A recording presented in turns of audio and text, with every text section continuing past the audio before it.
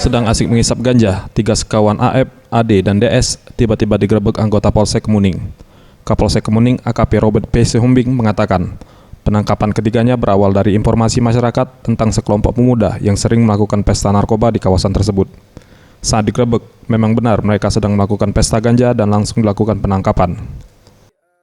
Kita terima laporan dari masyarakat bahwa di TKP itu sering ada nongkrong-nongkrong anak-anak muda yang meresahkan warga di sekitar.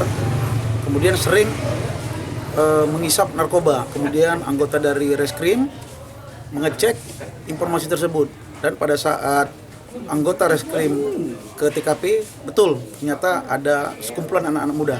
Pada saat dilakukan penangkapan, saat digeledah kita dapati ganja. Kepada petugas, DS mengatakan ganja tersebut didapatnya dari seorang bandar yang berada di kawasan Prumnas dengan harga seamnya Rp25.000. Dari kawan, Pak. Dari kawan.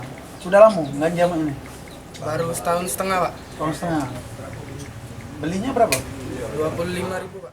Untuk mempertanggungjawabkan ulahnya, para tersangka dijerat dengan pasal 111 ayat 1 Undang-Undang Nomor 35 Tahun 2009 tentang penyalahgunaan narkotika dengan ancaman minimal 4 tahun penjara. Tim Liputan Sriwijaya TV.